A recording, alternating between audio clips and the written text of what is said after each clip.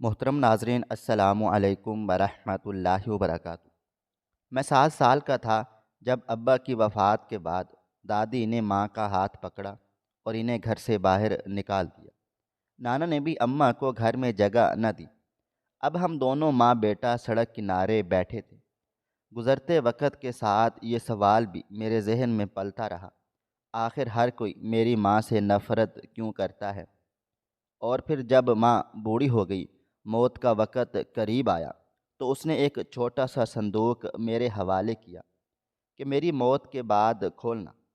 ماں کی موت کے بعد جب اس نے صندوق کو کھولا تو اس کو سمجھ آیا کہ ہر کوئی ان سے نفرت کیوں کرتا تھا، کیونکہ وہ تو میں کمرے میں بیٹھا اپنی کتاب دیکھ رہا تھا جب اچانک میرے کان میں دادی کی آواز گونجی تھی، اے آوارہ عورت، میں تجھے یہاں کسی قیمت نہیں رہنے دوں گی۔ تو نے میرے گھر کو سمجھ کیا رکھا ہے؟ نکل یہاں سے، لے اپنی اس حرام کی اولاد کو اور جا یہاں سے۔ میں فوراً بے چین ہو کر کمرے سے باہر آیا تھا۔ میری امی دادی کے قدموں میں بیٹھی ہوئی تھی اور زاروں قطار رو رہی تھی۔ ابھی میں کچھ سمجھتا اس سے پہلے ہی دادی نے اچانک میری ماں کے کندھے پر زوردار لات دے ماری تھی اور ان کے بالوں کو سختی سے جکڑ کر بولی، میں نے کہہ دیا نہیں رکھوں گی۔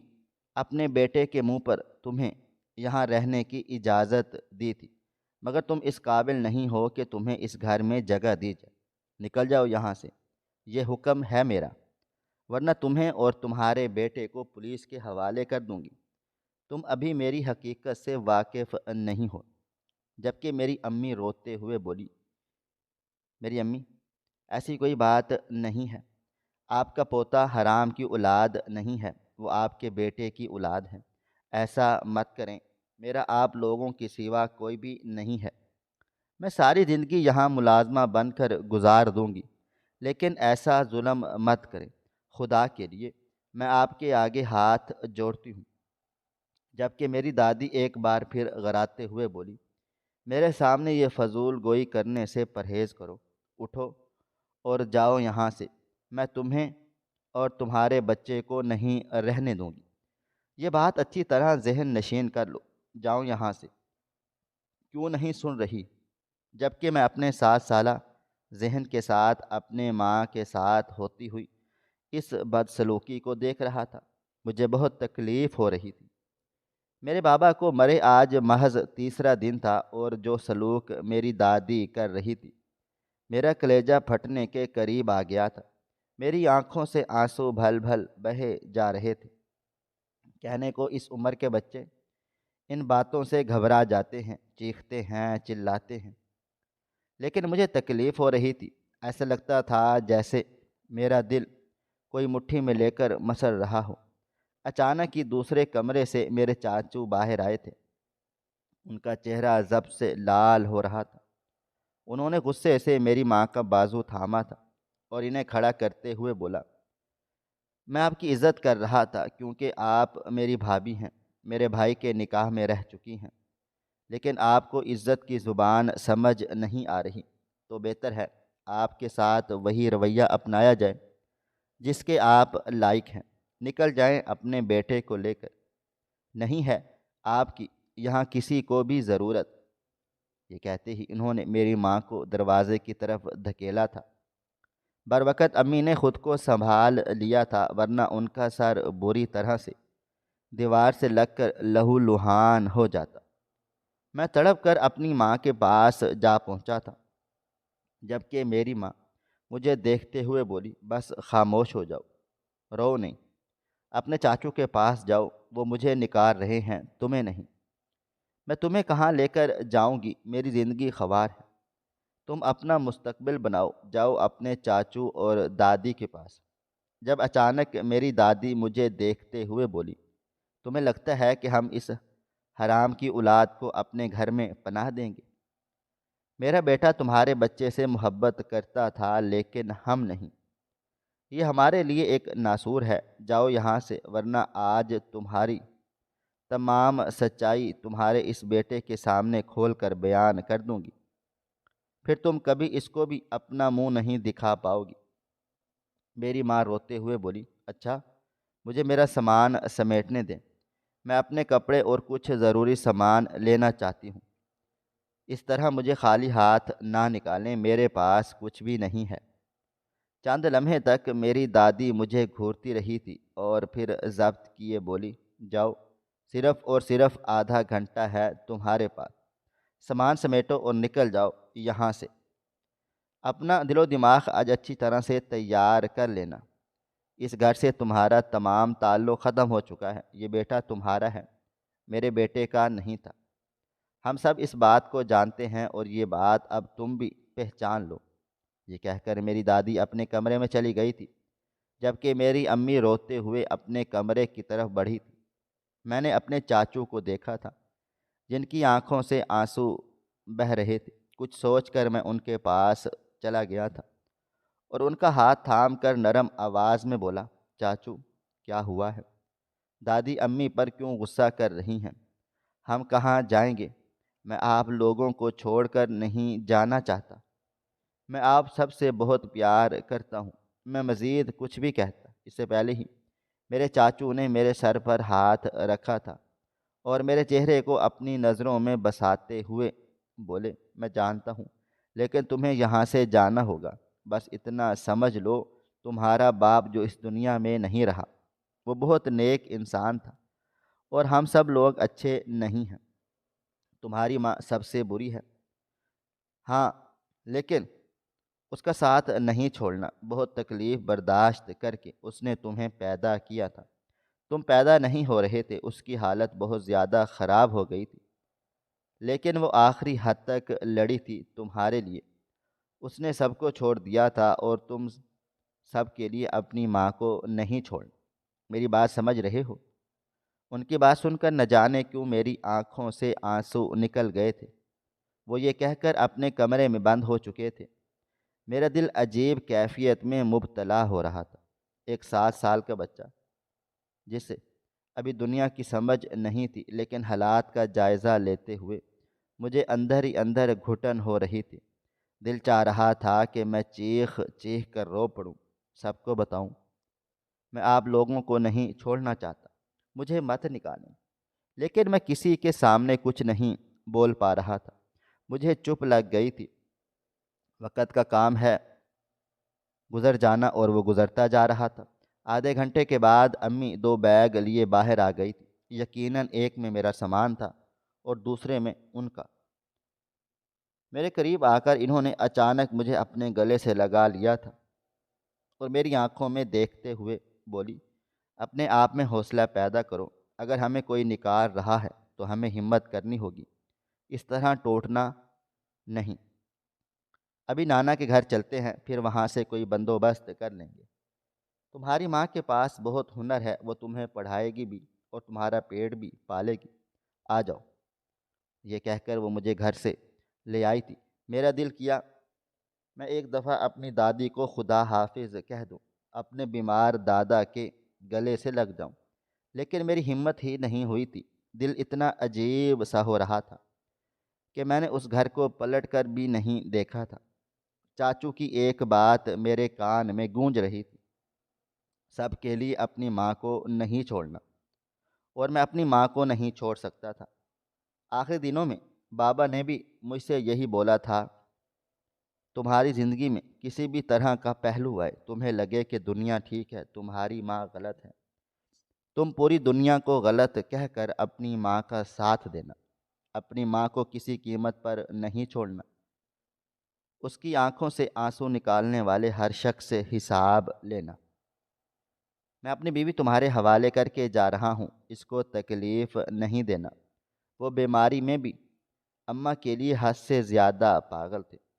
ان کے پاگل پن کی وجہ سے میری دادی خاموش رہتی تھی، لیکن اب ان کے مرنے کے تیسرے روز ہی میری دادی نے میری ماں کے ساتھ جو سلوک کیا تھا وہ میں زندگی بھر بھولنے والا نہیں تھا۔ امی نے فوراً ہی ایک رکشہ روکا تھا اور ہم دونوں اس میں سوار ہوئے نانا کے گھر کی جانب روانہ ہو گئے تھے۔ دل کی دھڑکن منتشر ہو رہی تھی، لیکن میں نے خود کو ہر قیمت پر سنبھال لیا تھا۔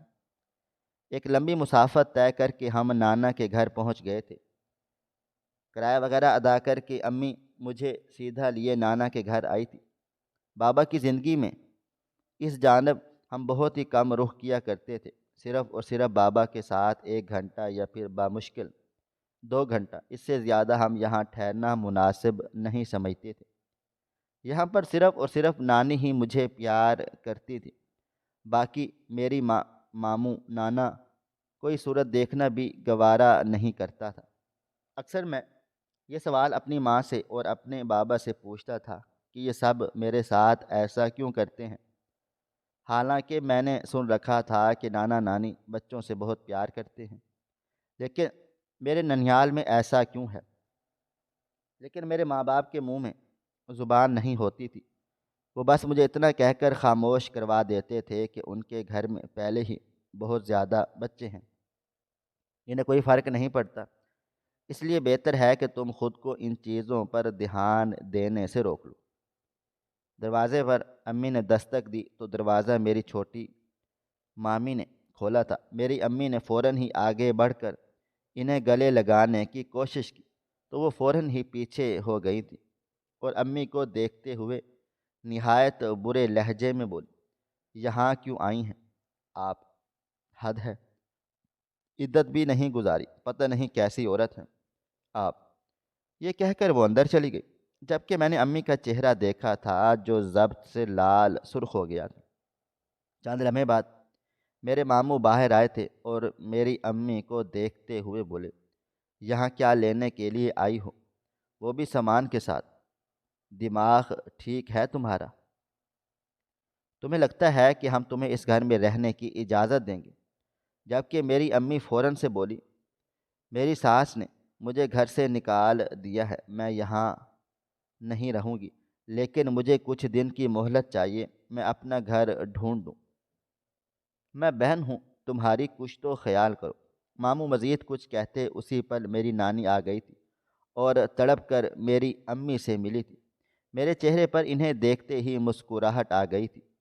میں بھی فوراً ان کی طرف لپکا تھا جب اچانک اسی کمرے سے میرے نانا باہر آئے تھے اور امی کو بری طرح پیچھے کی جانب دھکیلا تھا۔ بروقت امی نے خود کو سنبھال لیا تھا، ورنہ وہ زمین بوس ہو جاتی۔ میرے نانا امی کو دیکھتے ہوئے بولے، تمہیں عزت کی زبان سمجھ نہیں آ رہی؟ میری بہو نے کیا بولا ہے؟ جاؤ یہاں سے، کیوں منہ اٹھا کر آ گئی ہو؟ میری امی فوراً سے ان کے آگے ہاتھ جوڑ کر بولی، ایسا مت کریں بابا، میں آپ کی بیٹی ہوں، میں مانتی ہوں میں نے غلطیاں کی ہیں، لیکن میں اب دوبارہ ایسا کوئی بھی کام نہیں کروں گی۔ میرے ساتھ ایسا مت کریں، میرا چھوٹا بچہ ہے، خدا کے لیے بابا پلیز میرا درد سمجھ لیں۔ میرے پاس ابھی رہنے کے لیے کوئی جگہ نہیں ہے، مجھے یہاں صرف 1 ہفتہ رہنے دیں، میں یہاں رہ کر اپنے لیے جگہ ڈھونڈ لوں گی، اور میں وعدہ کرتی ہوں کہ میں کبھی بھی آپ لوگوں کے پاس کچھ مانگنے نہیں آؤں گی۔ بابا پلیز میری تکلیف سمجھ لیں، میں آپ کے آگے ہاتھ جوڑ رہی ہوں۔ جبکہ میرے نانا بولے، اس گھر میں تمہیں صرف اور صرف تمہارے شوہر کی وجہ سے آنے دیا جاتا ہے، اب وہ مر چکا ہے تو تمہارے لیے ہر دروازہ بند ہے۔ بے شک تم میری اولاد ہو، تمہاری تکلیف میری تکلیف ہے، لیکن جو اذیت تم نے مجھے دی ہے میں مر کر بھی بھول نہیں سکتا، اس لیے بہتر ہوگا یہاں سے چلی جاؤ۔ میں تمہارے بچے کے سامنے کچھ نہیں کہنا چاہتا، اگر میں نے اپنا منہ کھول دیا تو تم اس کو منہ دکھانے کے لائق بھی نہیں رہو گی۔ جبکہ میری ماں ایک بار پھر روتے ہوئے بولی، بابا آپ ایسا کیوں کر رہے ہیں؟ میں گڑ گڑا رہی ہوں آپ کے سامنے، ایسا مت کریں، میری ساس نے مجھے نکال دیا، آپ میرے اپنے ہیں، میں ہاتھ جوڑ رہی ہوں آپ کے سامنے، پلیز بابا۔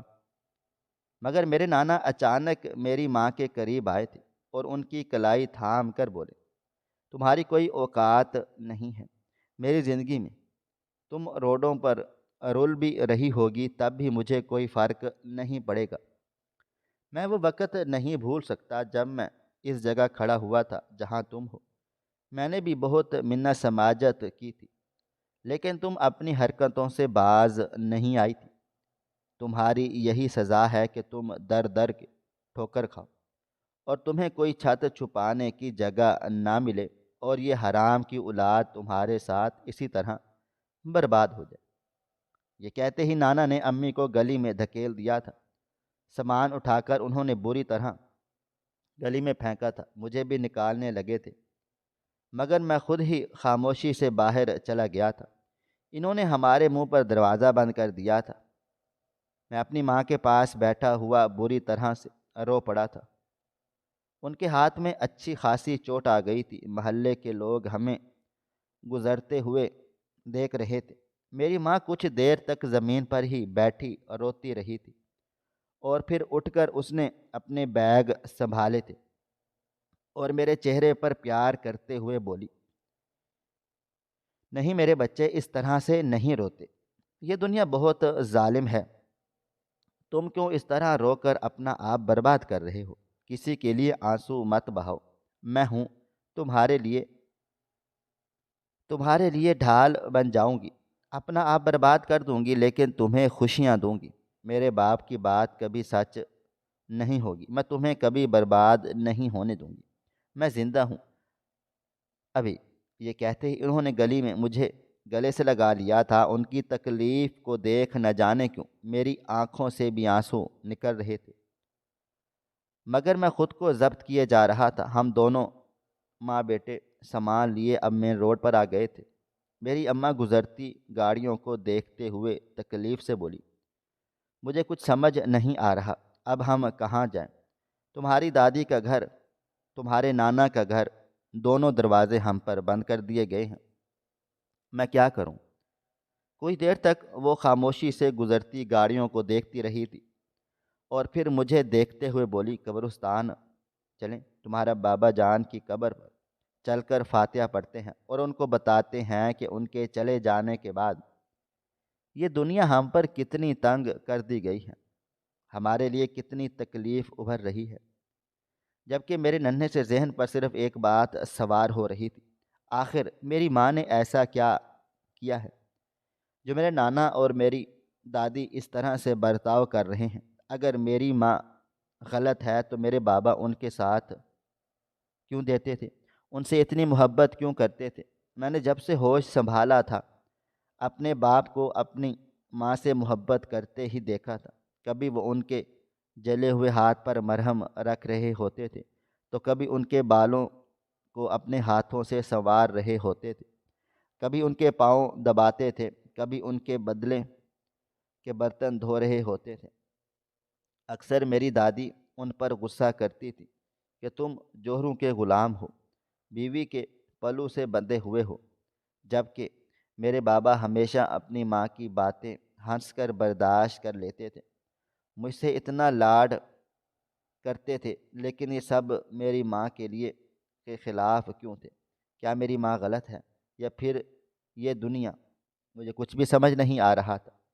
میری امی نے ایک بار پھر سے رکشہ روکا تھا اور مجھے لیے قبرستان پہنچ گئی۔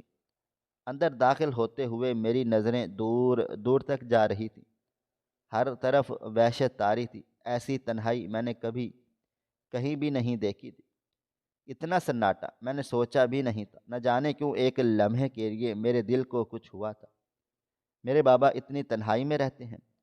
یہ سوچ کر ہی میری آنکھوں سے آنسو نکل گئے تھے۔ آج پورا دن میں خوب رویا تھا۔ بابا جان کی قبر کے پاس پہنچ کر اچانک ہی میری ماں گھٹنوں کے بل زمین دوز ہوئی تھی، اور پھر سر رکھ کر ان کی قبر پر جو انہوں نے رونا شروع کیا تھا، میرے رونگٹے کھڑے ہو گئے تھے۔ میری ماں کی چیخیں پورے قبرستان میں گونج رہی تھیں۔ میں ان کو سنبھالنا چاہتا تھا، ان کو چپ کروانا چاہتا تھا، لیکن میری ہمت ہی نہیں ہو رہی تھی، اور میں بس ٹک ٹکی باندھے بابا جان کی قبر کی تختی کو دیکھ رہا تھا جہاں ان کا نام لکھا ہوا تھا۔ چند لمحے کے بعد میری ماں نے آنسوؤں سے تر چہرہ اٹھایا تھا اور اپنے شوہر کی قبر کو دیکھتے ہوئے تڑپ کر بولی، امجد، میں برباد ہو گئی، دیکھیں میرے پاس کچھ بھی باقی نہیں بچا، رہنے کے لیے جگہ نہیں ہے۔ یہ دنیا مجھ پر تنگ کر دی گئی ہے۔ امجد آپ کہاں چلے گئے؟ کیا آپ کو رحم نہیں آ رہا اپنی بیوی پر، میرے حال پر؟ آپ بے چین نہیں ہو رہے؟ آپ ایسے کیسے مجھے چھوڑ کر جا سکتے ہیں؟ مرنے سے پہلے ایک دفعہ میرے بارے میں سوچ لیتے۔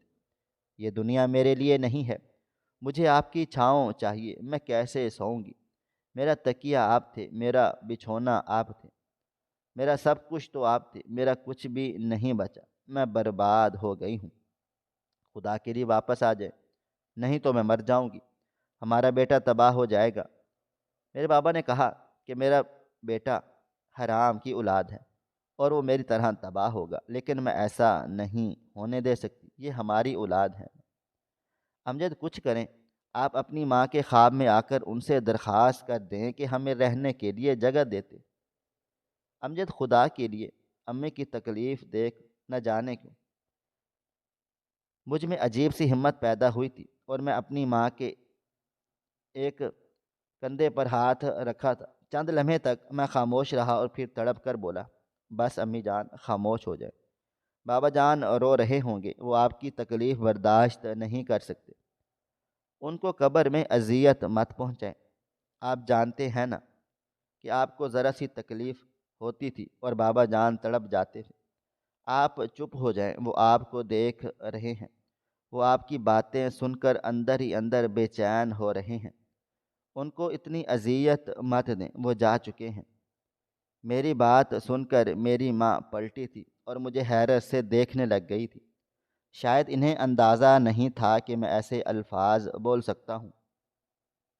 چند لمحے تک وہ مجھے خاموش نظروں سے دیکھتی رہی تھی، اور پھر اچانک انہوں نے مجھے اپنے گلے سے لگا لیا تھا اور روتے ہوئے بولی، ایسی باتیں مت کرو، میں مر جاؤں گی، میں تمہیں اتنی کم عمری میں سمجھدار نہیں کرنا چاہتی۔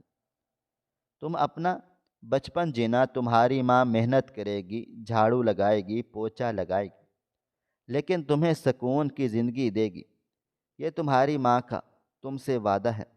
کافی دیر تک میں اور میری امی روتے رہے تھے، اور پھر ہم قبرستان سے نکل کر ایک کونے میں کھڑے ہو گئے تھے۔ اب امی بے چینی سے چاروں طرف نظریں دوڑا رہی تھی۔ مجھے ان کا رویہ بالکل بھی سمجھ میں نہیں آ رہا تھا، آخر وہ کرنا کیا چاہتی ہیں۔ چند لمحے کے بعد وہ مجھے دیکھتے ہوئے بولی، آج جو میں کرنے لگی ہوں، بس تم اپنی آنکھیں بند کر لینا، مجھے یقین ہے میرا بیٹا میری مجبوری سمجھے گا، یہ کرنا ضروری ہے ورنہ ہم کہیں کے نہیں رہیں گے۔ یہ کہہ کر انہوں نے اچانک ایک گاڑی کو روکا تھا اور پھر اس کی کھڑکی پر کھڑی ہو کر کچھ بات کرنے لگی تھی۔ میں بس خاموش نظروں سے ان کو ہی دیکھ رہا تھا۔ چند لمحے کے بعد نہ جانے اس آدمی نے ایسا کیا بولا تھا کہ میری ماں میرے پاس آئی تھی اور مجھے دیکھتے ہوئے بولی، آج کی رات کا بندوبست ہو گیا ہے، تم آ جاؤ، صبح تک ہمارا گھر ہو جائے گا، ٹھیک ہے؟ یہ کہہ کر وہ مجھے اس گاڑی میں کے اندر بٹھا چکی تھی۔ وہ دو آدمی تھے جو میری ماں کو مسلسل شیشے سے دیکھ رہے تھے۔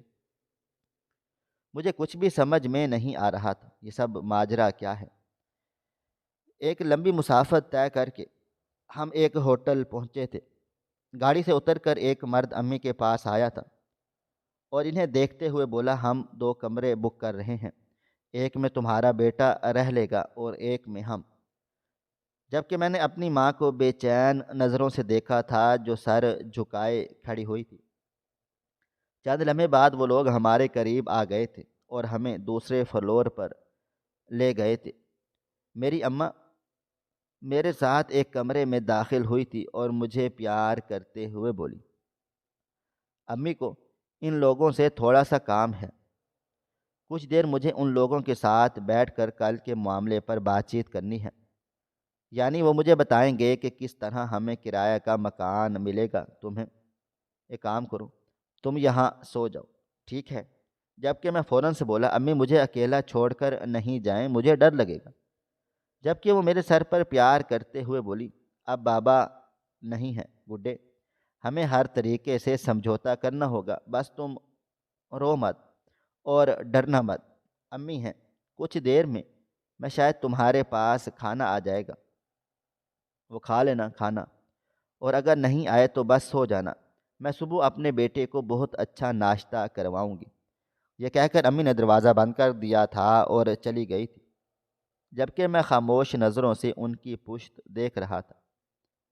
بابا جان کے گھر میں میرا کمرہ الگ تھا، میں الگ رہ لیتا تھا، لیکن آج مجھے میری ماں کی ضرورت تھی۔ وہ اجنبی مرد کون تھے؟ کیا کرنے کے لیے آئے تھے؟ ان کے درمیان کیا بات چیت ہوئی؟ مجھے کچھ پتہ نہیں تھا۔ میں بس خاموشی سے ایک طرف بیٹھ گیا تھا۔ مجھے میرے بابا جان بہت یاد آ رہے تھے۔ رات کے وقت اکثر امی مجھے سلا دیا کرتی تھی، لیکن جس بھی پہر رات کے وقت میری آنکھ کھلتی، میرے بابا میرے پاس بیٹھے مجھے پیار کر رہے ہوتے تھے۔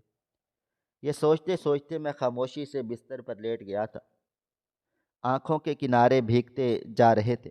تکیہ کب بھیگا اور میں کب نیند کی وادیوں میں اتر گیا، مجھے کچھ پتہ نہیں چلا تھا۔ اگلی صبح کا سورج پوری آب و تاب سے روشن ہوا تھا۔ میری آنکھ کھلی تو پہلو میں ہی مجھے میری ماں کی خوشبو محسوس ہوئی تھی۔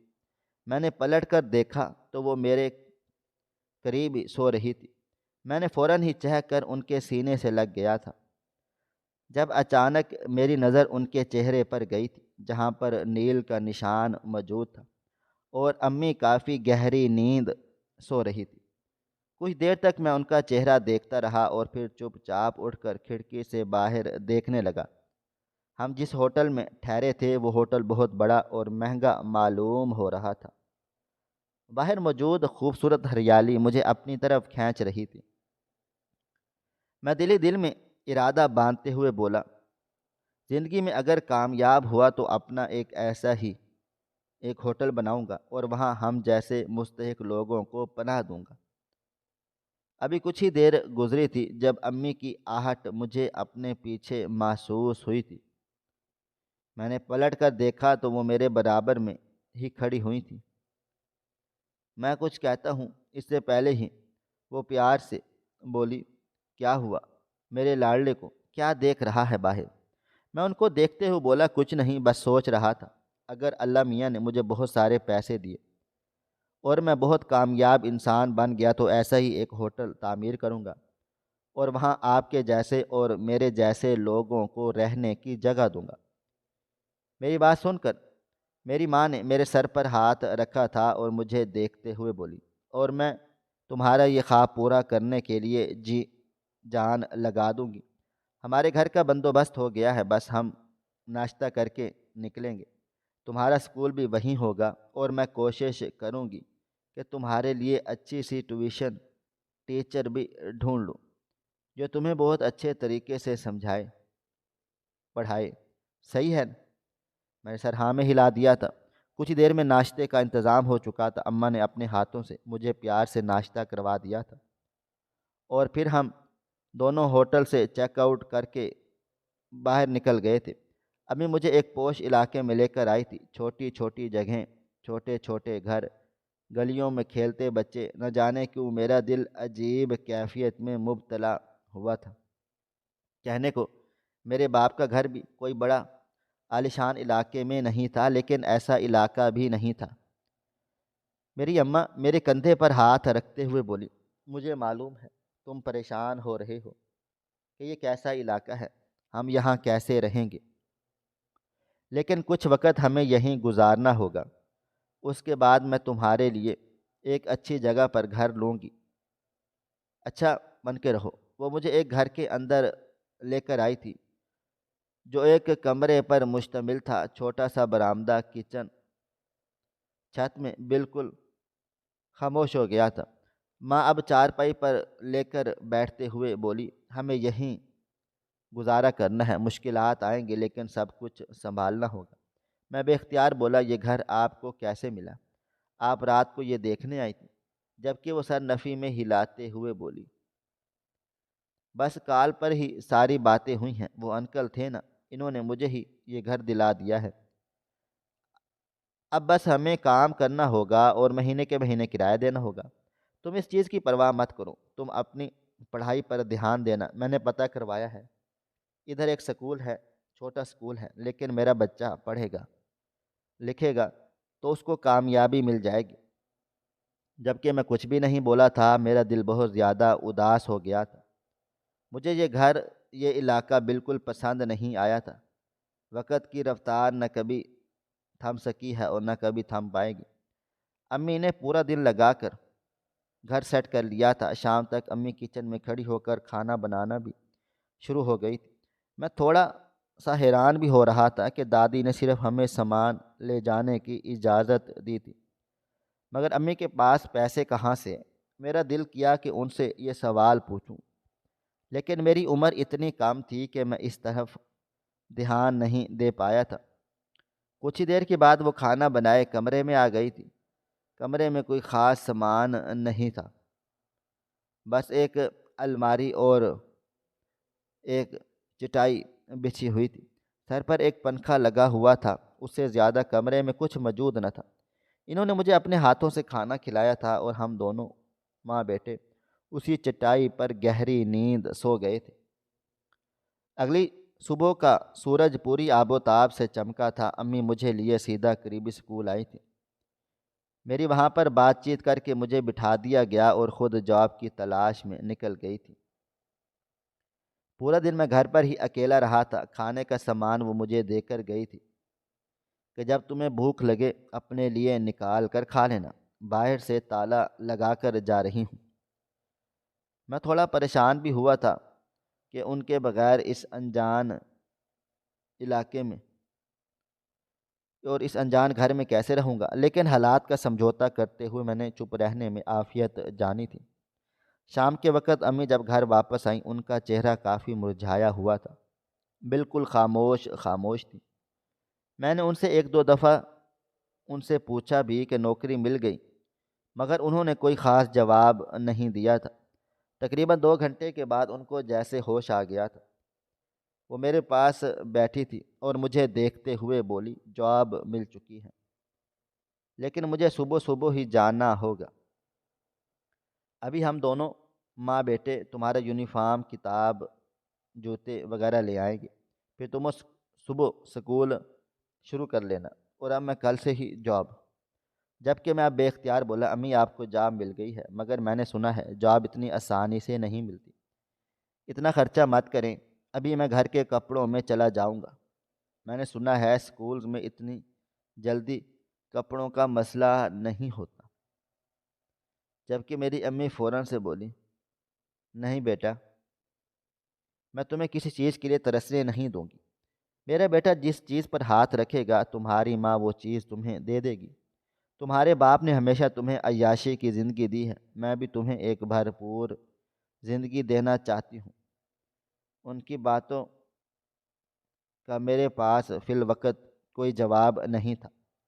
میں خاموش ہی رہا تھا۔ ہم دونوں ماں بیٹے تھوڑی دیر کے بعد ہی بازار چلے گئے تھے۔ میرے لیے جوتے، نایاب بیگ، کتاب، کاپیاں، یونیفارم، امی نے میرے لیے بہت کچھ خریدا تھا۔ اگلی صبح وہ مجھے سکول چھوڑ کر اپنی جاب کے لیے چلی گئی تھی۔ وقت رفتہ رفتہ گزرتا جا رہا تھا۔ کے جے کی کلاس سے میں میٹرک تک پہنچ گیا تھا، لیکن ہمارا گھر وہی تھا اور امی کی نوکری بھی صبح ہی شروع ہوتی تھی۔ اب مجھے کچھ کچھ سمجھ آنے لگا تھا۔ میں اکثر امی سے پوچھتا تھا کہ امی آپ کیا نوکری کرتی ہیں، مگر ان کے پاس کوئی جواب نہیں ہوتا تھا۔ ایک بات تھی، میری ماں پہلے کی نسبت کافی کمزور ہو گئی تھی۔ بابا کے مرنے کے بعد ان کی حالت پہلے جیسی بالکل بھی نہیں رہی تھی۔ ان کا اترا ہوا چہرہ، بدلا بدلا انداز کئی بار مجھے تکلیف پہنچاتا تھا۔ میں ان سے پوچھتا تھا کہ آپ مجھے بتائیں آپ کیا نوکری کرتی ہیں، لیکن بس وہ اتنا کہتی تھی کہ تمہاری ماں تمہارے لیے کچھ بھی کر سکتی ہے، اور وہ کچھ بھی کیا تھا میں نہیں جانتا تھا۔ میٹرک کے بعد میں نے پارٹ ٹائم جاب شروع کر دی تھی۔ میرا اٹھنا بیٹھنا ایک وکیل صاحب کے ساتھ تھا۔ میں ان کو فائلز بنا کر دینے میں مدد کرتا تھا۔ ان کا اسسٹنٹ کوئی اور تھا۔ بس میں ایک ایسا انسان تھا جو ان کی ہر کام میں مدد کر دیتا تھا۔ بدلے میں ہر مہینے وہ مجھے 5,000 روپے دے دیتے تھے، جس سے میرا جیب خرچ نکل آتا تھا۔ امی مجھے غصہ کرتی تھی کہ تم بس اپنی پڑھائی پر دھیان دو، لیکن میں بہت غیرت مند تھا، اپنی ماں سے اب پیسے مانگنا مجھے اچھا نہیں لگتا تھا۔ میٹرک ہو چکا تھا، اس لیے میں نے دل ہی دل میں عہد کر لیا تھا کہ امی کو اب نوکری کرنے کی اجازت نہیں دوں گا۔ نوکری میں کروں گا، اپنی ماں کو اب بیٹھ کر کھلاؤں گا۔ لیکن امی باز ہی نہیں آتی تھی، ہر روز صبح اپنا بیگ اٹھائے نوکری پر روانہ ہو جاتی تھی۔ کہاں جاتی تھی، کیا کام کرتی تھی، کچھ پتہ نہیں تھا۔ آج میں ان سے لڑ پڑا تھا، کیا مجھے اپنا کام کی جگہ پر لے کر جائیں؟ آپ کی حالت کیسی ہوتی جا رہی ہے، کتنی کمزور ہو گئی ہیں آپ؟ ایک دفعہ میں آپ کے کام کی نوعیت کو سمجھنا چاہتا ہوں، میں آپ کے سیٹھ صاحب سے ملنا چاہتا ہوں۔ آپ جہاں کام کرتی ہیں میں اس جگہ کو دیکھنا چاہتا ہوں۔ کم از کم مجھے علم تو ہو کہ میری ماں کیا کرتی ہے۔ خدا نہ خواستہ کسی دن آپ کی طبیعت خراب ہو گئی تو میں آپ تک کیسے پہنچوں گا؟ جبکہ میری ماں نے مجھے بری طرح سے ڈانٹ دیا تھا۔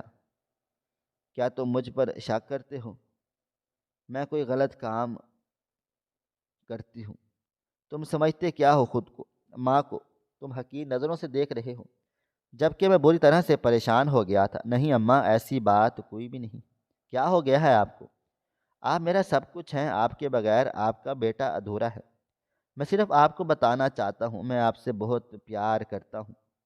آپ کی ذرا سی دکھ تکلیف مجھے درد دیتی ہے، پلیز آپ مجھے ایک دفعہ دکھا دیں۔ لیکن انہوں نے میری کوئی بھی بات نہیں سنی تھی، بلکہ الٹا مجھے ہی بری طرح سے ڈانٹ کر خاموش کروا دیا۔ ان کی ڈانٹ نہ جانے کیوں مجھے کافی چبھی تھی، اس لیے میں چپ چاپ ہو گیا تھا۔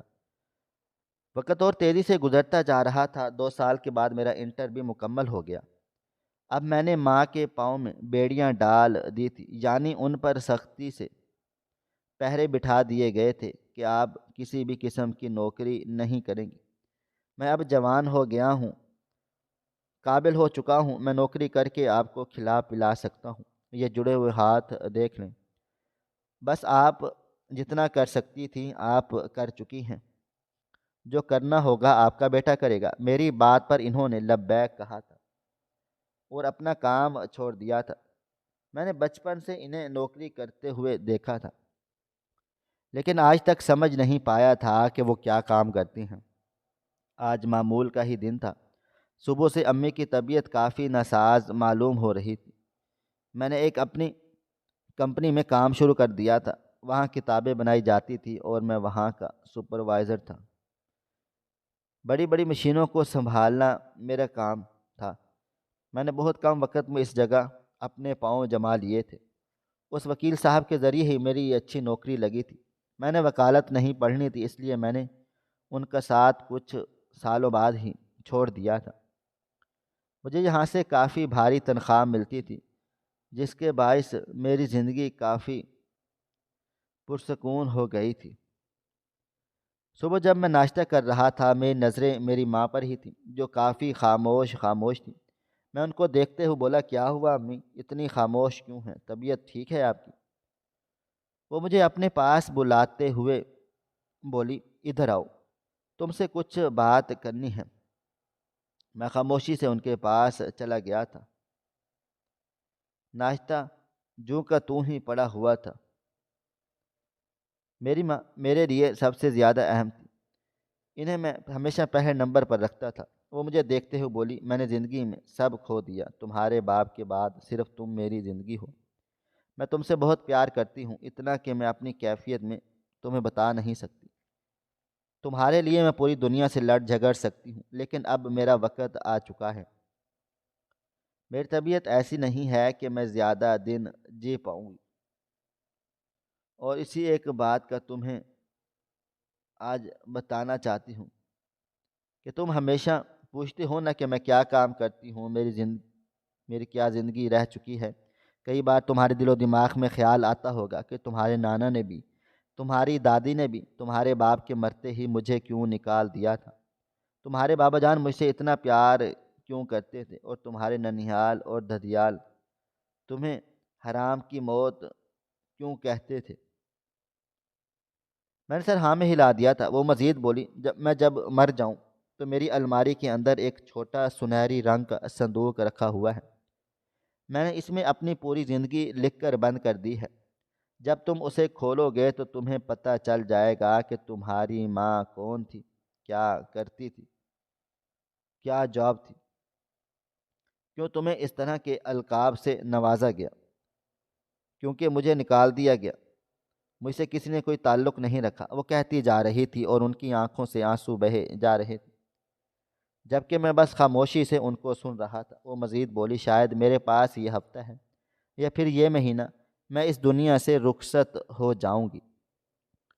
میرے مرنے کے بعد تم اپنا بہت زیادہ خیال رکھنا، میرا بینک پیسوں سے بھرا ہوا ہے، میں نے اتنا پیسہ جوڑ لیا ہے کہ میرے چلے جانے کے بعد میرا بیٹا ان پیسوں کے ذریعے اپنا ذاتی گھر لے سکتا ہے، اپنا بزنس شروع کر سکتا ہے۔ تو اس صندوق کو جب کھولو گے تو تمہیں اس میں چیک بھی مل جائے گا، تم بآسانی وہ پیسے نکال کر اپنی زندگی شروع کر سکتے ہو۔ میرے چلے جانے کے بعد تم رونا مت، بس اتنا کرنا، ہفتے میں ایک دفعہ میری قبر پر آ جانا، مجھے معاف کر دینا اور میرے قبر پر فاتحہ پڑھ دینا۔ اس سے زیادہ کچھ نہیں کہوں گی۔ میں نے بے اختیار اپنی ماں کو گلے سے لگا لیا تھا اور روتے ہوئے بولا، اللہ نہ کرے آپ کو کچھ بھی ہو، آپ کا سایہ میرے سر پر سلامت رہے، خدا کے لیے ایسی باتیں مت کریں، میرا دل پھٹ جائے گا، آپ کے سوا میرا ہے کون؟ جبکہ میری ماں نے کوئی جواب نہیں دیا تھا۔ میں ان کا بہت زیادہ خیال رکھنے لگا تھا، مگر انہوں نے بالکل ٹھیک کہا تھا۔ محض ایک ہفتے کے بعد وہ یہ دنیا چھوڑ کر چلی گئی تھی اور میں بالکل خالی ہاتھ رہ گیا تھا۔ ایسا لگتا تھا کہ میری دنیا ختم ہو گئی ہے، میرے پاس کچھ نہیں بچا۔ میں بہت رویا تھا ان کی میت سے چمٹ کر، میں نے خوب آنسو بہائے تھے، لیکن وہ نہیں اٹھی تھی۔ مجھے وہ وقت یاد آ رہا تھا جب میں 7 سال کا تھا اور میری ماں میرے باپ کی قبر پر بیٹھ کر روئی تھی۔ وہ کیوں روئی تھی مجھے صحیح طرح سے کچھ بھی یاد نہیں تھا۔ میرے دوستوں نے، میرے کام والوں نے، محلے داروں نے مل کر میری ماں کی تدفین کی تھی۔ میں نے اپنے ننیال کو بتایا تھا اور نہ ہی اپنے ددیال کو بتایا تھا کہ میری ماں مر گئی ہے۔ کیا فائدہ ایسے لوگوں کو بتانے کا جنہوں نے جیتے جی نہیں پوچھا۔ وقت دھیرے دھیرے گزرتا چلا جا رہا تھا، یہ گھر مجھے کاٹنے کو دوڑ رہا تھا، میں بالکل تنہا ہو گیا تھا۔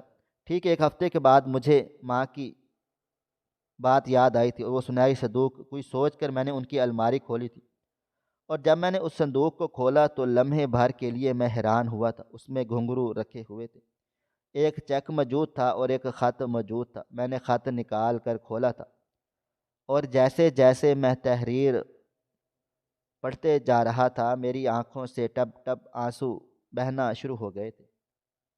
اس میں لکھا تھا، میں جانتی ہوں جب تم یہ خط کھول کر پڑھ رہے ہوگے تو میں اس دنیا میں نہیں ہوگی۔ یہ خط میں نے اپنی زندگی کے آخری حصے میں لکھا ہے۔ تم میری کل کائنات ہو، میں تم سے بہت پیار کرتی ہوں۔ تمہاری خاطر میں نے ایک بار پھر اس گندگی کو چنا جس سے تمہارے باپ نے مجھے نکالا تھا۔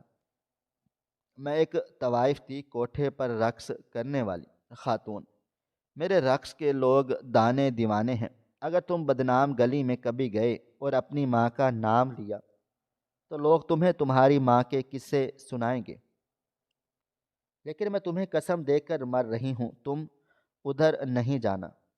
میں نے اپنی ساری زندگی رقص میں گزار دی، جو پیسے میں نے کمائے وہ تمہارے لیے رکھے ہیں۔ ہاں جانتی ہوں تمہارے لیے یہ پیسے ضروری نہیں ہیں، لیکن یاد رکھنا میں نے تمہارے لیے بہت خواب دیکھے۔ مجھے یقین ہے میرا بیٹا ان پیسوں کے ذریعے کاروبار ضرور شروع کرے گا اور ان کاروبار کو ایمانداری سے لے کر چلے گا۔ میں نے کبھی کسی مرد کا بستر نہیں سجایا۔ تمہیں تمہارے ننیال اور ددیال والے جو حرام کی اولاد کہتے ہیں، وہ اس لیے کہتے ہیں کہ میں تمہارے باپ کے ساتھ شادی سے پہلے ہی تعلق میں آ گئی تھی اور تم اس دنیا میں آ گئے تھے جبھی ہم نے نکاح کر لیا تھا۔ میرے بابا جان نے مجھے بہت زیادہ سمجھایا تھا کہ یہ کام چھوڑ دو، لیکن پیسوں کی لالچ انسان کو کہیں کا نہیں چھوڑتی، اور مجھے بھی کہیں کا نہیں چھوڑا تھا۔ اسی رقص میں تمہارے باپ نے مجھے پسند کیا تھا، اور پھر وہ محبت کر بیٹھے تھے۔ پوری دنیا میرا ساتھ چھوڑ چکی تھی، لیکن تمہارے بابا جان نے نہیں چھوڑا تھا۔ میں جب حاملہ تھی اور تم پیدا ہونے والے تھے، میری طبیعت بہت زیادہ خراب ہو گئی تھی۔ ڈاکٹر نے بھی منع کر دیا تھا کہ ہم بچہ پیدا نہیں کر سکتے، مگر میں ہمت نہیں ہاری تھی اور میں تمہیں دنیا میں لائی، صرف یہی سوچ کر کہ میرا بیٹا میرے جیسا نہیں ہوگا، وہ اپنے باپ کے جیسا ہوگا، ایماندار اور ایک بہترین شخص۔ مجھے معاف کر دینا، میں تمہارے لیے پورے 1 کروڑ کا چیک چھوڑ کر جا رہی ہوں۔ خدا تمہارا نگہبان ہو۔ آگے ان کا نام لکھا ہوا تھا۔ میں نے ان کے گھنگروں کو ہاتھ میں لیا تھا اور اپنا سر اس پر رکھ کر خوب رویا تھا۔ چیک پر نظر گئی تو میری حالت مزید خراب ہو گئی۔ مجھے آج سمجھ آ گیا تھا کہ میری ماں سے سب اتنی نفرت کیوں کرتے تھے۔ کافی دیر رونے کے بعد میں خاموشی سے وہیں بیٹھ گیا تھا۔ زندگی بہت عجیب ہے، انسان کون ہے، کیا کر رہا ہے، اسے کچھ پتہ ہی نہیں۔ وقت دھیرے دھیرے گزرتا جا رہا تھا، اور پھر میں نے انہیں پیسوں سے اپنا کاروبار شروع کیا تھا۔ آج میں کاروبار کو بلندی پر لے گیا ہوں، مگر مجھے وہ سکون نہیں ملتا، وہ راحت نصیب نہیں ہوتی جو مجھے میری ماں کے ساتھ ہوتی تھی۔ میں روز ان کی قبر پر جاتا ہوں، روز فاتحہ پڑھتا ہوں، اور ان کے نام پر کئی قرآن پاک روز مساجد میں ختم کرواتا ہوں، اور اللہ تعالیٰ سے فریاد کرتا ہوں کہ انہیں معاف کر دینا، جو گناہ انہوں نے کیے ہیں ان کو معاف کر دینا۔ بے شک اب اللہ تعالیٰ ہی جانتا ہے کہ ان کی آخرت سنور گئی ہے یا پھر اجڑ گئی ہے۔ ناظرین، آپ کو ہماری آج کی کہانی کیسی لگی؟ کمنٹس باکس میں اپنی رائے کا اظہار ضرور کریں۔ خواہش صرف اتنی ہے کہ کچھ الفاظ لکھوں جس سے کوئی گمراہی کے راستے پہ جاتے جاتے رک جائے، اور نہ بھی رکے تو سوچ میں ضرور پڑ جائے۔ پیارے دوستو، امید کرتا ہوں کہ آپ کو یہ ہماری کہانی پسند آئی ہوگی۔ کہانی پسند آئی ہو تو ویڈیو کو لائک کریں، کومنٹس کریں، شیئر کرنا بالکل بھی نہ بھولیں۔ اور ہاں، اگر آپ لوگ اس چینل پر نئے ہیں تو ہمارے چینل ہریرہ انفو کو سبسکرائب ضرور کر لیں، اور نوٹیفیکیشن کو ضرور دبا دیں تاکہ آنے والی کہانی سب سے پہلے آپ کو مل سکے۔ ملتے ہیں کل ایک نئی اور دلچسپ کہانی کے ساتھ، تب تک اپنا ڈھیر سارا خیال رکھیے گا۔ اللہ حافظ۔